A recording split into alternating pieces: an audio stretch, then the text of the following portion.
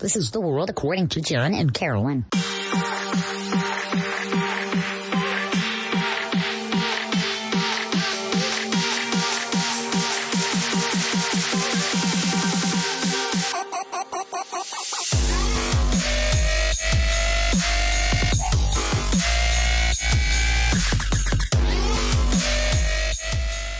Good morning, everybody. Morning. Drinking out of my Dick Cheney and George W. cup. Ironically. It's totally ironic. I think if you've listened to our show at all, you realize how ironic this is. But this is a thrift store find that we just could not pass up. Anyway, we're coming to you live and direct from the man cave of our Lake County family compound. Lots of dead animals around the room. There's a pool table in front of us. This room's pretty dope. Beyond that, it's very retro. There's a sweet ass legit bar. Mm-hmm. Maybe we'll take you on a little visual tour after we record. So we are not going to be talking about man caves today, but we are going to be talking about porn. Porn. Yeah. I love porn. Love me some porn. We do like porn. So we're going to talk, there's a lot of directions we could have gone with this, but we really wanted to look at this from the perspective of America just being kind of a strange place for a lot of reasons. But in this instance, strange because there's a lot of folks who espouse these very puritanical values. And at the same time, we are a society, a culture that's just inundated with sexual images, particularly images of women. So how do you reconcile being told like, oh, wait until marriage, sex is shameful, et cetera, with, oh my God, I'm just being inundated with images of scantily clad people all the time. And porn is so easily accessible via the internet. Like, it's two very divergent messages coming at us. And also how, as a young person... I have no fucking clue. Yeah, it was like having their sexual awakening. How do they navigate all this? Right? So we're going to cover all that.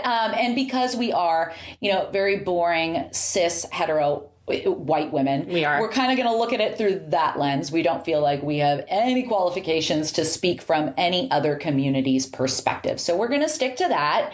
And there's no internet up here. So we're relying on our phones and mine for our wouldn't Google work, Doc. so I'm, I don't know somehow it's saved on my computer. Perfect. Yes. So Carolyn's balancing her computer on her legs. You may get a crotch shot. You wish, incels. So, we want to start by saying, and Carolyn alluded to this, that we actually like porn. And we're seeing a gradual shift in the industry from very, male-centered plots and images. Hello, stepmom porn, to, more female-centered productions and plots, which is cool. I've even seen porn where consent is integrated into the plot, which I think is kind of sexy. Yeah, it's pretty hot. Can I do this to you? Why, yes, you can. Who says consent can't be sexy? So, we're also going to ask the question and try to answer the question, is porn exploitative, empowering, or both when it comes to women? So we got a lot of ground to cover, but I figured we'd start with some personal anecdotes. Carolyn, why don't you tell me about your first experience with porn? Well, Jen, my family didn't have cable. My dad didn't want to pay for it. Yep, us too. So, and we didn't have a computer or get on AOL until probably about 1996, which means that, I really didn't have a lot of access to what most kids would have. So I had to kind of get my peeks on the fly and find it sort of under the table there. But when I was maybe about 12 or 13, I found this book called Skin in the bookcase of my parents' house on a rainy afternoon home alone. And it had... This sounds like the plot of a porn. It does, right? And it had a form of erotic art called shuga. Oh. Are you familiar with this? Is that Japanese? It's Japanese. Yes. And it's Japanese erotica from the 16th century. That's hot. And I'm not kidding you. I was like, what am I looking at? This is really exciting, but it also felt really bad. And I was kind of surprising that my parents had this in their home. I was like, I'm sure my mom had a lot to process in that moment. I'm sure my mom had no idea that book existed. But anyway, things really took off visually in 7th grade for me when one of the boys in my class, he had these nudie playing cards where it was like cards, deck of cards, but it had Playboy chicks on the back with their legs wide open and shit. And I had never seen anything like that before. And, so we would, and of course, slumber parties at friends' home where we did have cable. Yep. And, my first unscrambled, because kids back in the day, if you didn't have cable was all scrambled. Oh, yeah. Oh, I saw a titty. I saw a nipple. Yeah. And so we saw this thing called Out Late with Ricky D. I don't remember that. And I also didn't have cable because we were poor. Well, it was a very popular show in 1996, and it featured gyrating naked women. Wow, what a plot. And weird topless shit, like topless women scuba diving. So that was my first entree into porn. I love it. So if you listen to our episode, My Cousin the Serial Killer, this story features him. We were latchkey kids and we would ride around Redwood City on our bikes unattended. And there was this open field that we would play in, and we found magazines. Cool. What a find. Yeah, it was a find. I'm sure it was put there by another young person, right? This is where we go to explore porn in this vacant lot. Welcome to Salem's Lot. And so all I remember is, I don't remember the images, but I remember this phrase that said, "Come in my ass while I get you wet." And I was like, wait, what? Did not wrap my head around that. So it was either that experience or being at a slumber party. And I remember distinctly watching like HBO softcore, and this woman was masturbating while this dude played the piano, and I wanted to keep watching, and my friends were like, "Ew, this is gross," and I remember being like, I always wanted to keep doing it. Kind of hot. Yeah. So it was one of those two experiences. That was my first. But, I think it's important that we talk about history, because we always like to start with a little history lesson. And so this is from a Medium article called "The History of Pornography from the Paleolithic to Pornhub." Oh, and I also forgot my glasses. So this is going to be this is where you get a glimpse into how old I actually am. Free. Yeah, don't be deceived by the Botox. My eyes are going. So, pornography, we'll start with the definition, is defined as the description of titillating and sexually charged imagery, which is used in different mediums such as photographs, literature, film, statues, and so forth to evoke emotion and sexual desire on the behalf of the consumer. Okay, and so this woman wrote a paper, Annie Dawson, which provides this timeline. So Rome, and it goes back even further than this. I think in like Babylonia, they found statues of women with like exaggerated labia and like exaggerated breasts, and archaeologists came to the conclusion that this was probably some sort of pornographic image rather than like a fertility deity. So anyway, but we're going to start with Rome, dirty Italians. 1524, Marcantonio Raimondi published 16 sexually explicit engravings that were designed by Giulio Romano and collectively titled Immodi. And the Pope put this dude in prison for a year for this shit. And then another Italian dude, Pietro Aretino. These are my own people. I should be better at this, you guys. This is embarrassing. Italian author, polemicist, and satirist, wrote 2 pornographic masterpieces. What's a polemicist? I don't know. I probably should have looked that up. Look it up for yourselves. And these were like circulated amongst the aristocracy. So dirty rich people were passing around. Of course. Some titillating images. I love the word titillating, by the way. 1655, the French came a little late to the party. Haha. And they were big on, they had a book called L'École des Filles. L'École des Filles. It was, is that what it is? Yeah, you took French. I did not. It was a dialogue between 2 sex workers, one inexperienced and one wanting to learn. And then the French also got into trouble. I think this is so cool, or didn't get into trouble. They made their porn political. And during the Revolution, they were circulating all these like dirty and degrading images of Marie Antoinette. That's with funny. Incest stuff, bestiality stuff, etc. So yeah, leave it to the French to make things political. So we're going to skip to America and the porn that came out during the Industrial Revolution, when we saw the dawn of early motion pictures. And actually some of the first films during the 1880s were pornographic in nature. Mm-hmm. Porn was trend-setting for the film industry. And one of the first things someone ever recorded in a motion picture that survived were naked people doing ordinary things, no doubt racy for the time. It's a woman like walking up and down steps fully nude, like doing the dishes, strutting like they're on the catwalk. I'm like, that's cool. Cool. I don't feel at all inclined to walk around my house nude doing chores, but to each their own. And then the wild 1920s, people started using films to record things that would make many people blush today. Threesomes, orgies, and girl and gore pornography. Actually, that sounds pretty tame compared to the porn of today. I was going to say, yeah. And then we got to give it to the gays. In 1971, they had the first gay porno, which was Boys in the Sand, which I really have to watch. It sounds hot, but it actually did a lot for LGBTQ rights that the film, can't be understated, the impact that made. So that's really cool in that sense. And then 1970, you had stag films. So these were like independently, poorly produced films that dudes would watch together. They were like door-to-door porn salesmen. They're like opening their coats. They're like, hey, look what I got. Buy some porn. I find it a bit strange when dudes watch porn together collectively at like bachelor parties. It's totally common. It's not something that women typically do, but guys are about it. I don't know, dude.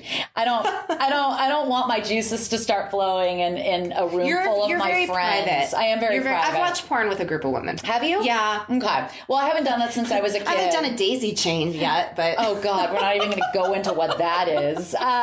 But this is so funny. So there was this stag film. This one came out in 1915. It was called A Grass Sandwich. I love the plot, so I just have to tell you about it. It begins with a man driving a car containing two female passengers through a rural setting. The car stops, whereby the man exits to urinate, whilst the women spy on him fondling themselves. Because nothing turns me on like a guy peeing. But hey, to each their own. Some people are into that. And to that, I say, that's okay. Dick Cheney approves. Dick Cheney would approve. The women that then urinate themselves and the man spies on them fondling himself. Oh, I like this. Then is followed by the man having sex with one of the women. After some time, the second woman joins in. So yeah, that happened in 1915, and films just got better and better from there. And eventually, as you all know, we got the internet. So let's talk about some of the dumb fucking laws in the U.S. related to porn. Because when there's something good, a group of people who are probably repressing themselves sexually have to come along and try to spoil it for the rest of us. So in 1952, we had Joseph Burstein, Inc. versus Wilson, and the Supreme Court decides that cinema is protected by the First and 14th Amendments. Yay! In 1957, we had Roth versus the United States. The Supreme Court repudiated the Hicklin test and ruled that material was obscene when it would be considered objectionable by the average person using community standards. So you see the pendulum shift in the other direction. I'm pretty sure the current iteration of the Supreme Court would be against porn. All those conservatives. So, yeah. 1973, this is the one I'm familiar with. This is Miller versus California. U.S. Supreme Court constructed a test to determine whether something was obscene. 3 parts: whether the average person applying community standards would judge the work applied primarily to prurient interest, so perverted interest, or whether the work depicts or describes in a patently offensive way sexual conduct specifically defined by applicable state standards. And the third, whether the work lacks serious literary, artistic, political, or scientific value. That is so subjective. And I remember the Miller test. I can't remember who was the Chief Justice on the Supreme Court at the time, but I think famously he was known as saying, I know it when I see it in regard to porn. I remember that from law class. I know it when I see it. Yeah. Interesting. Okay. So we won't go any further. And do know that a lot of times laws have been invoked against pornography or sex acts. Those laws have been used to discriminate against LGBTQ people. Not that straight folks don't practice sodomy, but sodomy laws, which I think are still actually alive and well in some states, those I think were aimed primarily at homosexual folks. Boo! We don't like that at all. And so, I want to talk about our values as a society, or what we purport to be our values. And, in my research, I did see that the Puritans, and talking about them being like haters of sex, it's a little bit overblown. They really thought that sex was an important component of a loving married couple's relationship. So they weren't into free love per se, but they were like, y'all need to fuck when you're married. It's very important. Yeah. So at least they embraced it in that sense. But,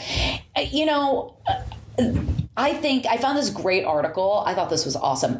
It's called America, Over-Sexualized and Sexually Repressed. And the author's a doctor, Pamela Wibble, and she said this: the cover of my forthcoming book, which is really funny, by the way, Pet Goats and Pap Smears, has generated controversy on the proper display of women's bodies for public consumption. Don't tell me how to display my body, first and foremost. I will do whatever the fuck I want with my body. We can't overstate that more on this show.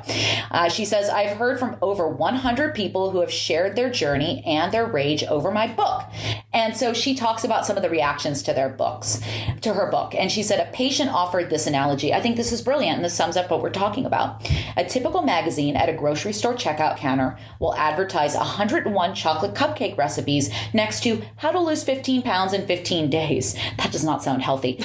Americans are overfed, yet starving. It's the same thing with sex, she explained. Our culture rams it down our throat and then says, it's bad, don't do it. Carolyn, we want to talk about the potential psychological impact of telling people from a young age that sex is something dirty and shameful. And at the same time, sexual images are everywhere. Yeah. What is this doing? Well, I can sum it up pretty quickly, Jen. In my opinion, all forms of sexual shaming lead to maladaptive mental health and relationships. I agree.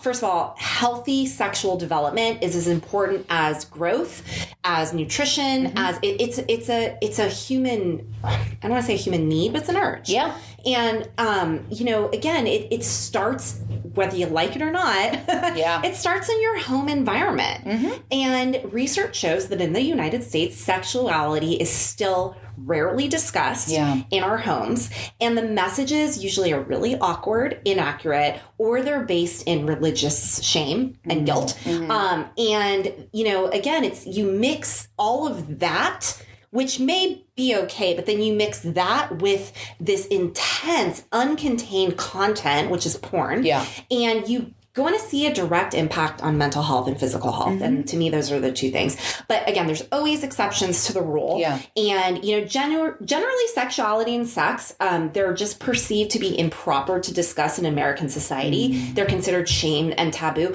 I would even say as a therapist in couples therapy, when I bring up sex, everyone gets weird. Yeah, the whole room gets fucking weird. Yeah. Or if I'm asking them, how's your sex life? It's like, oh, it's good. I'm like, I don't know what that means. Like, tell me, how do you come? Like, give me the details. Yeah, well, and it's embarrassing, and people, I'm not embarrassed about it, but I have to tamper that with the fact that someone I'm talking to, right? So my ability, so it just gets complicated. But anyway, this trend in societal keeping these damaging events hidden, keeping sex shameful and hidden, that's also going to make you hide any sexuality or, if you have childhood sexual abuse. Yeah. That's going to keep it hidden too. If my body's shameful, then I maybe shouldn't talk about what Uncle Diddles is doing, right? I don't want to do that. Uncle Bad Touch. Uncle Bad Touch, right? So anyway, we're running into a really, I think, a slippery slope here that's about to implode. Yeah. With these backgrounds of, how you're taught about sex, how you're taught to talk about it. So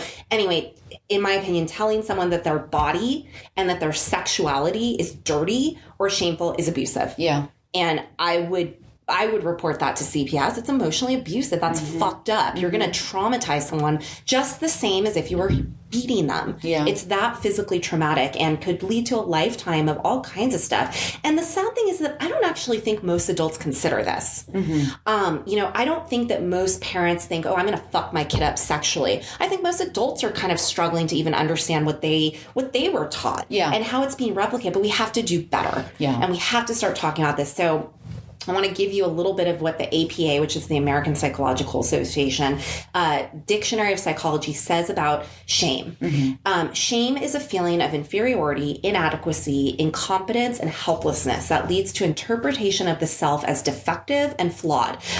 Brene Brown is kind of the guru of shame. She does it's very easily to digest for the average person about shame, but there's so much research on this. So now let's talk about what sexual shame is. Sexual shame is defined as a visceral feeling of humiliation and disgust towards one's own body, and identity as a sexual being, which we all are sexual beings, even if you're asexual, that's still part of your identity. Yeah. And it's a belief that you're abnormal, inferior, and then what happens? You internalize that feeling. And you either turn that inward on yourself or you turn that outward onto other people. Yeah, on your partners, on your et cetera. partner, Yeah. exactly. Or to society. And if you're a politician or if you're someone in a position of power, that's fucking dangerous. Oh, it absolutely is. You see a ton of legislation over what we can and cannot do with our bodies. Yep. You know, what sex is appropriate. You know, all the backlash against our trans friends. Like government, stay out of my fucking bedroom and stay out of my pussy. Yeah, and stay out of the way I identify. Yes. This is such simple stuff to me and to you. And it's so, but anyway, so, you know, you're going to see a negative impact on trust, communication, and physical and emotional intimacy, not just in your relationships, but with yourself. Yeah. And there are countless literature reviews. I mean, the research on this was real easy for me to do. You know, unlike some you other also things. see it in your practice. Yes, 100% all the time. You know, parents are really happy to talk about drugs, which I'm glad about. But the minute I say, well, is your daughter on birth control or do you have condoms in the house? Oh, no, we don't do that. I'm like, why? Harm reduction, everybody. And sex is not harmful. But getting pregnant at 16 can be, you know, have some deleterious consequences. And the way that, you know, again, we'll talk about this later, but the way that we're internalizing how to be sexual, especially for women, but I'm going to include teen boys in this too. Totally. They're being just as traumatized and just as manipulated in this environment because they're being told things that I don't think are true. Right. So, you know, it's not that hard to explain, but I'll just so you can have some nutshell to put this in. Yeah. Poor interpersonal skills, impaired capacity for empathy, anger, hostility, even injury and death, suicide. You're going to want to not feel that shame and you're going to put that somewhere else, literally. So clinical outcomes for people who are dealing with sexual shame or any type of identity shame, you're going to see depression, anxiety, suicide, eating disorders, to sociopathy, low self-esteem. I can go on and on. It's just basically not good. Yeah. You know, so again, the message we receive, and especially what women receive about sexuality, is really, really stigmatized. For sure. And you see, you know, we can look at sort of dichotomy. This is nothing new. The Madonna or the Marilyn, you know, slut shaming, you know, or people who feel ethically slutty, you know, all these different ways we're using terms to empower or to denigrate. And it's very confusing for me as an adult. Yeah. It was extremely confusing for me as an adolescent at a key time where my body's developing and I'm noticing attention, and that tension feels really powerful as a female. And I would imagine for guys too in a different way.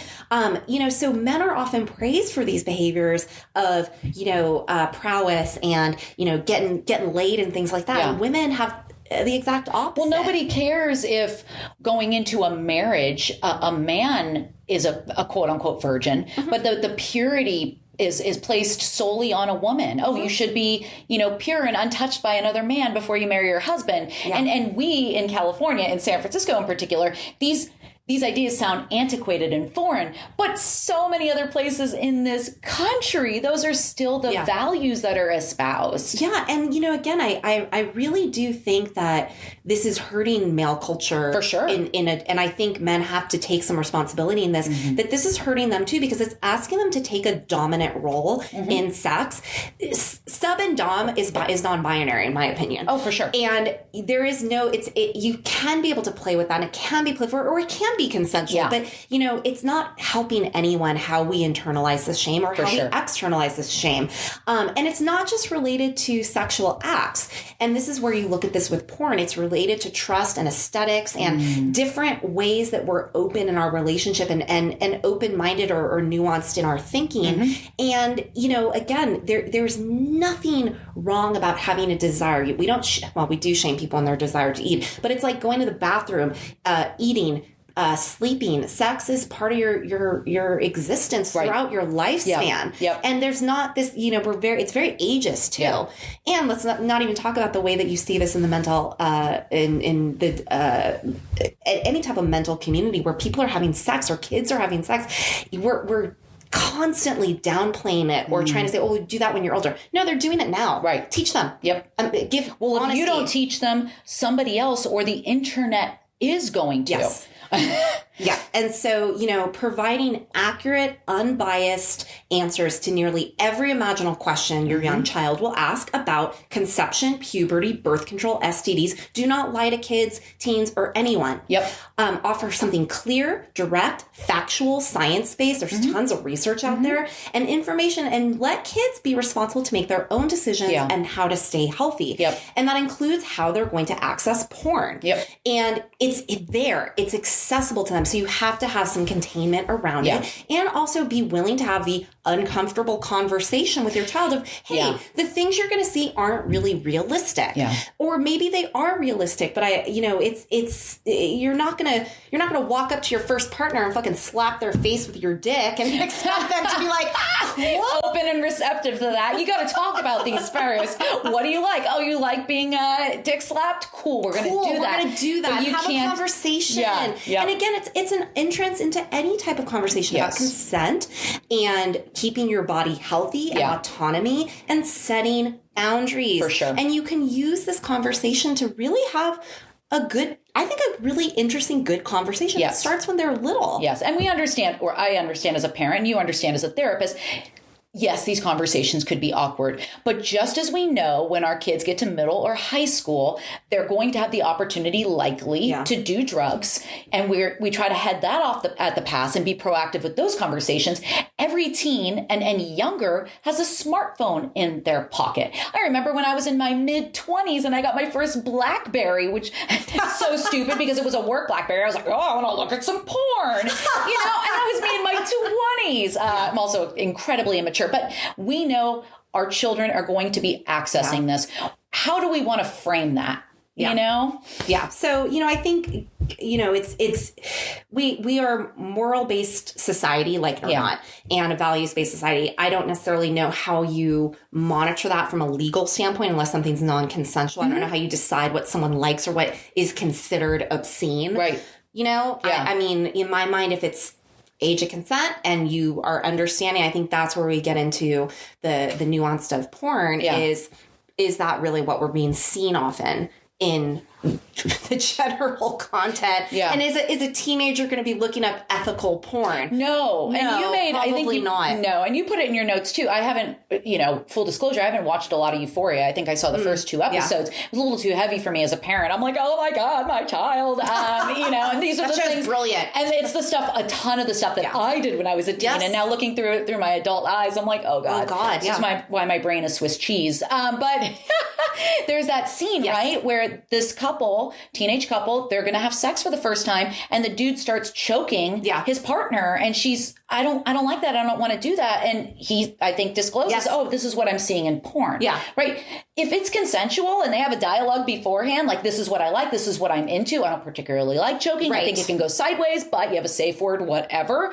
That's can be okay. Yeah. But this, I think that demonstrated that scene. I love that they showed the teen girl saying, I don't like that. Yeah. That's not for me. Now, as a teen girl, and a very thinking I had to be submissive and like, ooh, I'm actually gonna replicate what I see on porn, which is the girl kind of just, I don't think I knew what an orgasm really was for a long time. Well, this is what guys want, This is what guys want. And so I actually appreciate that they showed that because I don't think a lot of young women, myself included, would have felt brave enough to say that. Totally. And that's a disservice to your sexual pleasure and to your partner's ability to please you. I agree. So no one's winning in this. No, nobody is winning. So thank you. That was very illuminating. And you're welcome. I appreciate it. I honor it. Do you honor that? I hella honor it, bro. Use our grad school lingo. So, we've come a long way with porn in terms of access, the images, everything. And, as Carolyn and I discussed, you really had to work for it when you were a kid. It was so hard to get your hands on some porn, and most of it was printed material. Yeah. But now with the internet, it's estimated that at any given second, there are over 28,000 people watching internet porn around the world. The globalization of porn. So, we're going to go into a little history about where the internet porn came from. So kind of started in 1994 by a guy named Gary Creeman. I remember that his name rhymes with semen. Semen. Because it was in the article. It was like, yes, it rhymes with semen. I was like, I would have never thought about that. So, 1994, that's when it kind of started with this porn site called sex.com.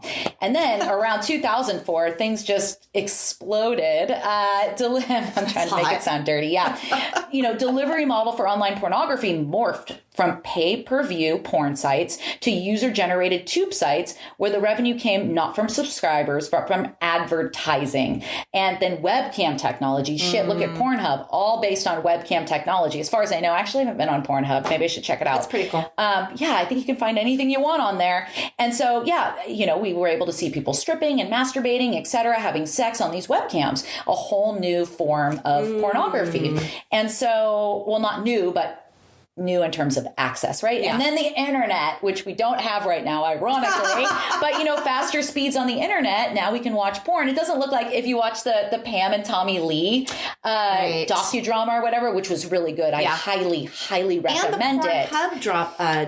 Actually, I don't think Pornhub is around anymore because of all the ethical shit it might not be. Yeah, check out the Pornhub documentary, which is fascinating because it hinges on consent and some underage stuff. I left, when I watched that, I felt very conflicted, and you possibly will as well. So just watch that. Yeah. Watch the Pam and Tommy one. Just fascinating. But I remember in the Pam and Tommy one, they're like downloading it, and it's just like, like AOL was, or it's like super slow, and it's like grainy and gradual, and, clearly we're in a whole different I once read arena. An article about how much internet porn has driven the media industry. Yes, it was really a front runner. It kind of videotapes, yes, DVDs, and then the internet. Yeah, a lot of technology has made advancements because of porn, and you can look that up yourself. But I think it's factual. Yeah. And so Dr. Weiss wrote in a Psychology Today article, without question, we are in the midst of a digital porn explosion. And no, I'm not exaggerating when I use the word explosion. In their 2012 book, A Billion Wicked Thoughts, researchers O.G. Ogas and Cy Gautam write, in 1991, the year the World Wide Web that was the year the World Wide Web went online, there were fewer than 90 different adult magazines published in America. And you'd have been hard-pressed to find a newsstand that carried more than a dozen. 6 years later, in 1997, there were about 900 pornography sites on the web. Today, the filtering software CyberSitter blocks 2.5 million adult websites. If that doesn't qualify as an explosion, I don't know what does. So, and I don't think you can't buy porn magazines anymore, can you? You can. You definitely can. But Playboy, I don't know if they went back, but for a while they went non-nude. Weird. No one was in it for the articles? Right. Actually, the articles are very good. They are really good. It didn't work out for them. And I'm fairly certain, and I could be wrong, that they went back to nude content. So, Carolyn and I aren't necessarily opposed to this explosion or any other kind of explosion when it comes to adults accessing porn with the greatest of ease. However, porn, I think it's really changing the way young men in particular view sex and relationships. And we pretty much already covered this, but, there's this National Library of Medicine article that said nationally, representative surveys of adolescents in the U.S. have found that 68.4% reported exposure to online pornography. Another study in the U.S. found that 42% of youth between the ages of 10 and 17 reported viewing online pornography. Yeah, I mean, it wasn't online at that time, but I was probably 10 the first time that I saw pornography. So this tracks. A study found that in a sample of 1,000 adolescents, 66% of males and 39% of females had watched online porn. And up to 93% of male adolescents and 52% of female adolescents between the ages of 16 and 19 in Germany, of course, Germany, reported having watched movies with pornographic material online. So can we talk a bit? You touched on this. Yeah. Has porn kind of become the primary way that young men in particular and women learn about sex? And what are the pros and what are the cons here? Absolutely. And again, there's always going to be gains and losses with anything. It's up to the user. And actually, I worry about kids, but I worry about a lot of adults who are using this as their only way to see how things are communicated. But like I said earlier, sexual fantasy, desire, that's normal. Yeah. I hate to use the word normal. I'll say healthy. Yeah. Healthy urges. And again, I'm a proponent of anything's fine if it exists in your mind and it's not you're right to throw your fist up, ends at my face. I love that quote. The second you start intervening in someone else's, and if you're posing no risk to society by acting out or even behaving on your thoughts, fine with me. As long as it's legal and as long as it's with another consenting adult. Absolutely. So, again, getting... it's a healthy human function to get turned on, release, and then you gotta get back to yourself. I don't know if you ever watch porn and you're like, once you come and you're like, oh God, what am I looking at? Yeah. Like, a lot of things are not sexy. Once you're kind of like, So anyway, normalizing, here's what I think the pro is. Yeah. We're normalizing things that were once considered fetish or kink or even taboo or actually even illegal. I would say that's kind of considered kind of vanilla nowadays. And so we're in the content of a functional relationship as well, and I, quote unquote functional, erotic images can actually enhance your relationship. Totally. And, nothing's funnier than watching hilarious porn with your partner and laughing. I know. It's such a diametrically opposing reaction because my husband and I will sometimes try to watch porn, but it's hot and also it's hilarious. Or I'm looking at the design features in the back. I'm like, why did the plot, the acting? I'm like, this is really bad. Do they need to have that chair there and all the? Did they clean up or make the bed? But anyway, you could share fantasies. You can communicate. You can intensify the sexual relationship and spice things up with novelty. So it can be really healthy and fun. Cool, right? But if you're on a computer looking at porn in secret, compulsively, or and this is the scariest part, in lieu of actual physical connection. And then you act out what you see without the consent of your partner, without communicating with them, then there's a problem. And even worse, if you feel shame about this after, or if your partner feels shame and secretiveness about this. So, this is where I would get concerned. Now, according to sexual addiction, they say in excess of 11 hours.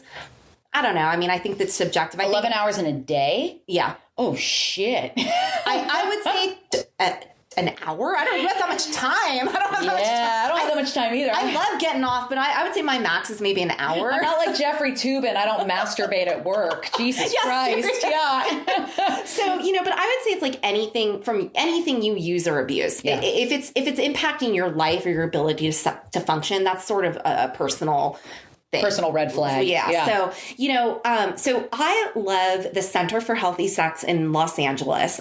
There's a brilliant LMFT, marriage family therapist and PhD named Alexis Katahakis. She does a book called The Mirror of Intimacy. If you want a great book about sexual health and identifying yourself in a non-codependent way and being healthy in relationships, great book. She also does free things on YouTube. It's a great resource. Nice. And this I found through having male clients come in who were saying, well, I'm a sex addict. And I was like, well, how do you define that? And what does that mean? And how do you, again, it's in addition to like food disorders, you can't avoid sex or food. Yeah. I can kind of put myself in a place where I'm not going to be around alcohol or I'm not going to be around meth. Sure. Yeah. But no matter what, I still not in Lake County. You can't throw a rock at someone without hitting some meth. So what I love that Alexis says around, when do we have to worry if porn is unhealthy or if we're going into that addiction spectrum, or the shame factor.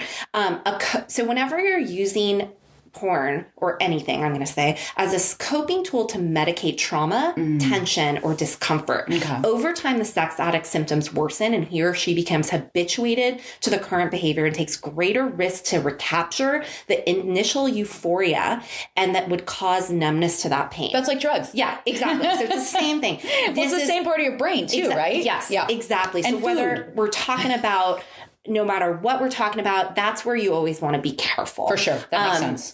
But again, if you're losing your job, if you're losing your friends, if you're not being around your family, if there's other addictions, or if you're personally just feeling humiliated by this. Now, here's where we get kind of, again, it's hard because that's going to also make it harder to access support. Yeah.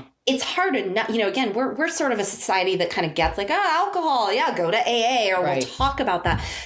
People are going to feel very uncomfortable, unrightly so, but I understand where that comes from, that repression. And even when we took our weekend seminar on sexuality for graduate school, which I thought was a joke because addiction and sexuality are the biggest things that come up in my practice. And yet we got to a week into that. So you spend a lot of time as a clinician going through this. But I noticed that every time I take a certification or any type of thing, they have you write down, well, what are your biases? What are the things that make you uncomfortable? And you got to sit with that. If you are uncomfortable listening to this, you bet not to put yourself in an uncomfortable position. Right.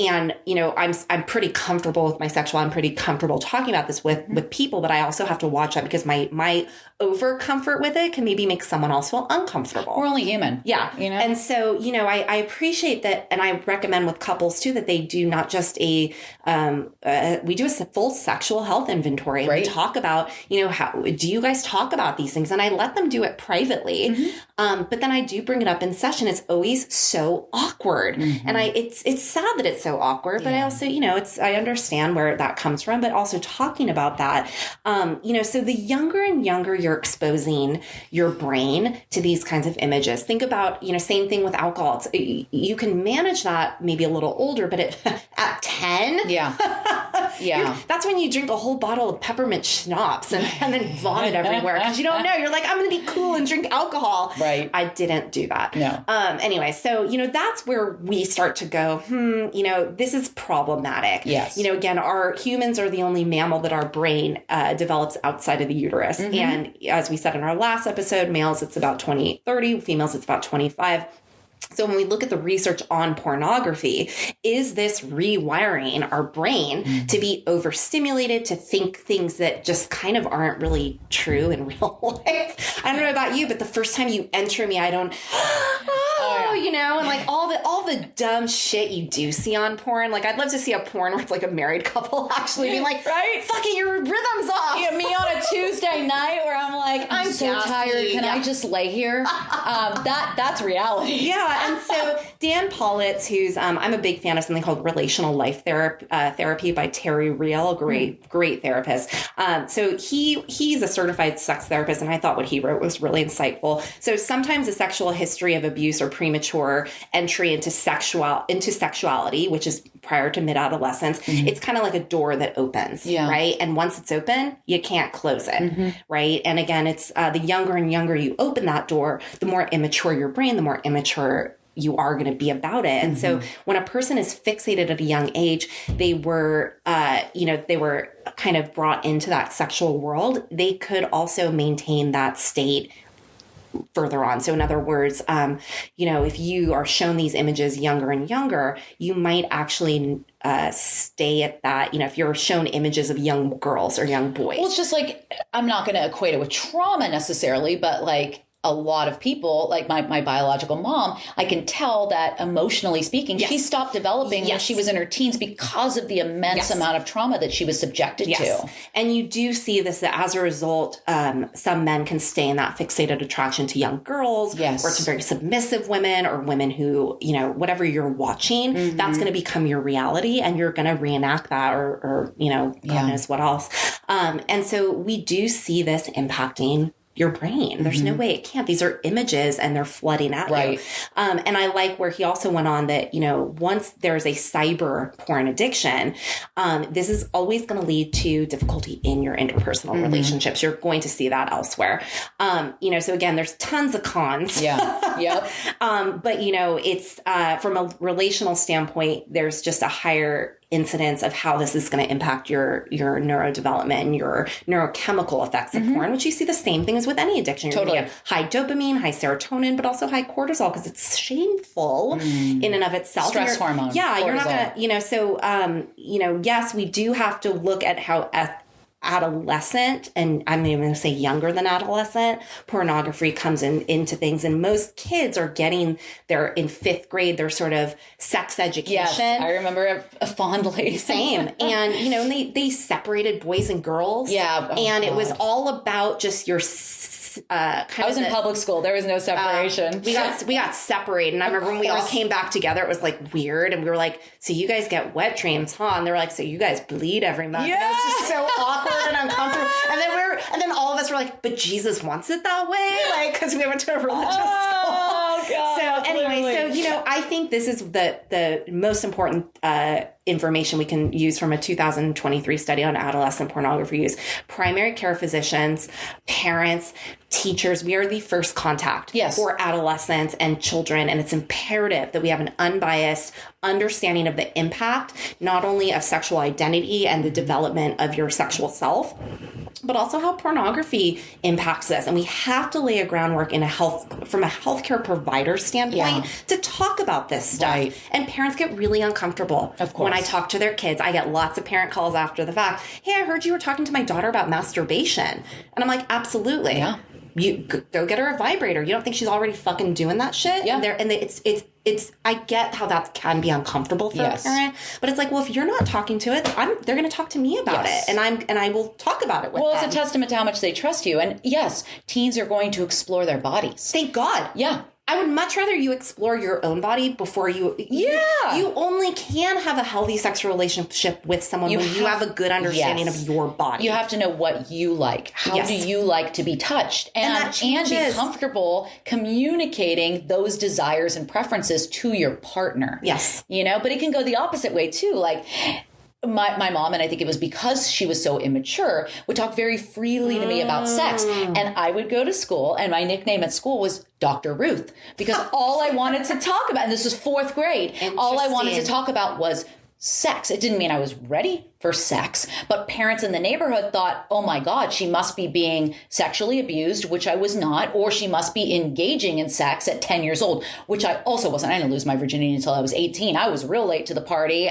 compared to a lot of my friends, but it can go the opposite way. Yeah. But my mom also didn't have any sort of containment because she kind of operated from the perspective of a 15-year-old. Yes. And so, there's got to be balance. Yes, always. Yeah. And, so again, it's we have to think about these things. And when you have access to these things, maybe don't put your computer in your kid's room. Totally. Or maybe put some filters on the computer. Put some filters. And they're going to be able to figure out around them. But have conversation. Yeah. So head it off at the pass. You know that they're going to be accessing pornography. So have a conversation about how, if you feel like it's okay, which I kind of do, like this is okay, but be aware you're going to encounter some images that depict, two consenting adults doing things that don't necessarily appeal to everyone. And you may come across things where, again, deep throat. Yeah. We don't know if these two people are actually consenting adults. Yes. Yeah. There's a wide world out there, right? And, again, in this pros and cons too of the porn industry, there are some pros that we're seeing in that. And even condom use and things that aren't sexy according to people. And I still hear that shit from teen girls where they're like, my boyfriend doesn't like using condoms. He says it doesn't feel the same. And I'm like, I'm not a dude, but don't worry about them. I don't feel like getting an STD. You're getting pregnant at 16. They're fine. Yeah. They're going to, the wind hits their penis and they can have an ejaculation. We just said ejaculation. Some of the clinical terminology, I'm like, I would rather just use the slang for it. But anyway. So you just, like all things, talk about things. Yeah. Risk feeling uncomfortable. Yes. Yeah. Well, discomfort is often where you make the most inroads and the most progress. Yes. You have to be uncomfortable to grow. It's a necessary component of growth. Yes. So anyway, our last question that we kind of wanted to try to answer was, is porn exploitative, empowering, or both for women? This is from Blind. Nothing's more sexy than being myopic. I'm sure there's a porn for that too. I'm sure there is. Myopia porn, so hot. I think it's a sexy librarian genre, actually.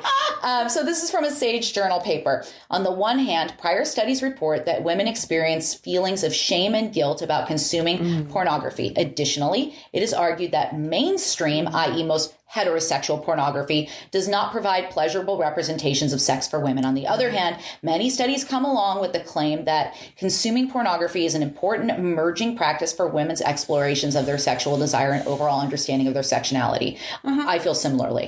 But you have to know how to filter that stuff too. So I really like these points that are made in a 2015 Guardian article. Is porn an equal opportunity employer? Are its workers protected? Are the means of manufacturing and distribution mainly controlled by one particular gender? Could it be men who have the power and control here? Do the women who perform rather than own or distribute look like they are enjoying themselves? As the author Zoe Margolis pointed out after the debate, so this is from a debate, I think it was a conference about whether or not porn was empowering or degrading for women. At this debate, Zoe said, could porn be a system of misogyny, not its root cause? So these are some heavy questions that need to be explored. And so, from here, Carolyn, it's like, as a woman, and as a woman who has explored her own desires, pleasure, sexuality, etc., I seek out porn that shows women in an empowering position, whether it's women in a dominant position with a man as a sub. That's something that appeals to me as someone who really likes control in all aspects of my life. To me, it's symbolic of kind of like shitting on the patriarchy and at the same time enjoying some dick. And I say all this to say our desires, sexuality is complicated. Yes. And I don't think there's anything wrong with exploring what you like, as long as that exploration and the images that you're seeking depict two or more consenting adults. Who doesn't like a good gangbang film, right? But it's consenting adults. And I also don't think it's right for us women to say, oh, that woman's being degraded. I don't like this. Some of us like degradation in the comfort of our own home with our partner. Yeah. It's play. Yeah. And I like it. Well, and I get a lot of people who will say, I watch this and does this mean something's wrong with me? Yes. Or I watch this and does that mean I'm bad? Yeah. And I really, again, that's the shame, the sexual shame of, it's fantasy. Right. And again, how do you... It's in the same way you can look at art and say, well, it's up to the eye of the beholder. If you're acting on this in reality, or if you're having a really, moral dilemma about try not watching or try watching something different. Yeah. But also, let's look at where that may come from. Yeah. And what is that about? And there's often this feeling, especially with women, that if they like watching male dominated porn, they have a really big problem with this, and that's really bad. It's like, it's what you like, and what you like sexually often is the exact opposite of maybe what you like in reality. It's totally true. And I would say that's true of me. Yeah. Okay. As a woman and someone who's all about the matriarchy as opposed to the patriarchy, I want women to be in charge. But here's the thing. I am in charge so much in my life as the decision maker, as the person who has to, often this befalls women, right? We take on a lot of, particularly in a family dynamic, a lot of the intellectual labor. And so from a sexual perspective, maybe I want to be told what to do. Maybe I want that opportunity to let go. Does that mean that I want men to tell me what I can and cannot do out there in the big wide world? No. But at home, I could just let go and be slapped across the face with my husband's wiener if that's what I'm into, Well, and your sexuality changes. I mean, it's really interesting when you go back and look at kind of what you were into as a young person. Yeah. Or, again, it changes and it evolves. And I've watched some shit where I'm like, what the fuck am I watching? Yeah. And I'm laughing at it and I'm kind of going, and then there's a part of you that is turned on. And these are things that you can't make yourself feel turned on if you're not. Right. You have to also feel very relaxed and very safe with your body. And I think that breeds into it too, the images that we're seeing of women where, it's fun looking at, hairy women getting fucked and stuff and 70s porn and different genres, and you're not always our society is really shifting around what we find sexy now. You're not, and yes, there's always going to be an aesthetic in, I would say kind of 90s porn, the Pam Anderson porn. It's also very much related to what was sexy at that time. Right. If you look at 70s porn in history, it's also, what do you call that? It's iconic in that realm. And you can look that across Playboy. And now what we're seeing, which I think is even more fascinating, is I call it cartoon-based sex, but it's animated. That's been around forever. You know, and these, and again, that's just going back to what we knew before, which is images on paper or images on film. And, you know, so maybe, you know, and this is where I think you get into a bigger debate if it's two cartoon characters, the hentai porn that you see in Japanese culture and that a lot of people are very into. Yeah. And okay, well, it's showing a girl getting raped.